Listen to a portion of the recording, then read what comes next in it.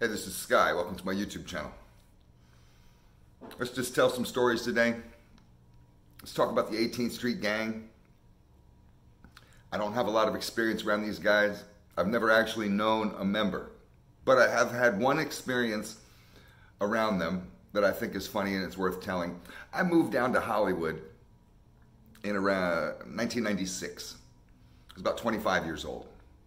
And I'd moved from the central coast of California in Santa Cruz down to Southern California to Los Angeles.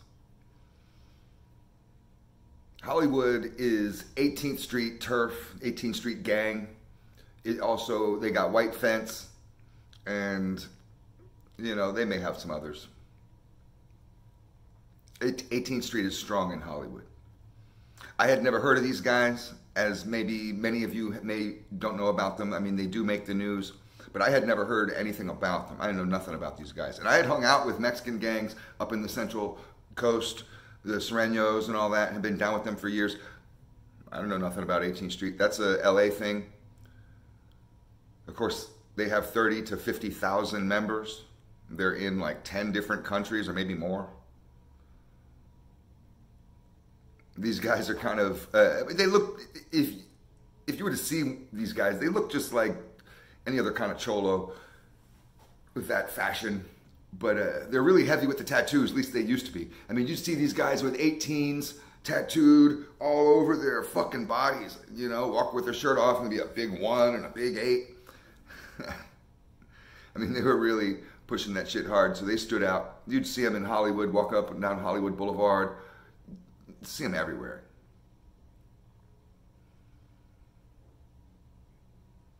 So I was at a donut shop Chinese restaurant. It's on Highland and Franklin in Hollywood, just north of Hollywood Boulevard. It's a block away from where I used to live. I lived right around the corner from the Man's Chinese Theater. That is the one with the handprints of all the famous people and their footprints and shit. I lived right around the corner, pretty much right in the back, right in an apartment building, right behind it almost. A block over was a donut shop and a Chinese restaurant in one room. It was owned by the same people, and they just split the room in half. So half the room on the right-hand side was Chinese restaurant, kind of buffet style. The other half was just straight up donut shop, like a Dunkin' Donuts or whatever, but it was just privately owned. The donuts all kind of smelled like Chinese food because they were infected with that odor all day, and the Chinese food was slop. Ugh. I mean, it looked unrecognizable. You could choose, oh, I want this one, I want that one. Doesn't matter. You don't know what you're getting. It's all the same crap. And when it's all in your plate, it just looks like, you know, baby barf or something, I don't know. But $3, you could get like 3 pounds of goddamn food, and I'm not kidding. You'd get a fucking bucket full of food for $3. So if you're on a budget like me, that was perfect. And I was in there one day eating a big trough, a giant plastic carton of fucking food, scarfing it down, eat as much as I can and throw the rest away. I mean, you could take it home, but that shit doesn't microwave up well. So I'm in there, and the cool thing about that place was it was open, I think 24 hours. If not 24 hours, at least till 3 in the morning. So I would go there after the bar scene. I was in there one night after I had been over at the Powerhouse Lounge, which was a little dive bar on Highland down the road. I used to hang out at the Powerhouse a lot. Walk up, get some Chinese food, go home, take a big dump, and then I'm going to bed, pass out. Perfect night. I'm in there scarfing down my food. Nobody else is in there. And this young guy and girl come in. They're a few years younger than me, maybe 18, 19, something like that. Real small and skinny. Both Spanish or Latino. I don't know what country they're from. They could have been Mexican, but who knows. The guy looked like he's trying to rap to the girl, and the girl was pretty cute. And he was, you know, trying to spit some game to her, trying to hit on her. And she didn't really look like she was very interested. But she wasn't shooing him away, she was tolerating him. They come in, and he's kind of bouncing around her. They sit down at a table 2 tables away from me. And he's just trying the best he can. He's using every trick, every line, he's just trying his best to get her to come back to his place so, you know, so they could do it. He mentions to her how he's a member of 18th Street. And her eyes lit up right there. Now, some of these girls out there are really into bad boys. And she was one of those types. And you got to kind of watch out for those types of girls. You got to wonder, why do they want a bad boy? Trust me, you don't want a bad boy. A bad boy is going to beat you. Bad boys are fucked up people with they're low value catches. Don't fuck with a bad boy. You want a tough guy, that's fine. You find a good guy and he can still be tough. So she's, you know, opening up a little bit more, and he feels like, oh man, this is a good tactic. So he pushes that fucking line a little harder.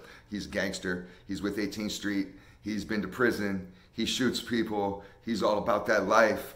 Thug life. Like he's a little mini Tupac, you know. Of course, it's a Latino gang. It's not Bloods or Crips, but it's all kind of street gang bullshit. And he's trying to push this to her, and I could hear most of what they're talking about. And I'm just sitting there minding my business, you know. I mean, not really minding my business, but pretending like I am. They were more interesting than what was on the television. So there's a little payphone right outside the doorway of the Chinese restaurant. They would leave the doors open to the Chinese restaurant donut shop, and the fucking odor from the Chinese food and the donut shop would waft down out of the place, down the street, and kind of mix into this weird trash smell. It was not appealing. The payphone right by the door. I mean, right in the doorway almost, but right because there was a wall, whatever, but it was right there. So she goes over, says, "I'm going to make a phone call," and he's just like, "Okay, baby," and he's sitting by at the table, just proud of himself that he's going to go and fuck this big-tittied Mexican chick or whatever she was, and she goes over to the payphone and she makes a phone call. She comes back over to the table, sits down, and they continue talking, and he's just rambling on. And then there's one time, you know, we killed 10 guys. We were going to go kill the enemy tomorrow. And she's just eating it up. Oh, really? Oh, are you? I'm about finished with as much as my food as I can handle. I'm just trying to get it as much in as I can because I know I'm going to toss the fucking plate out.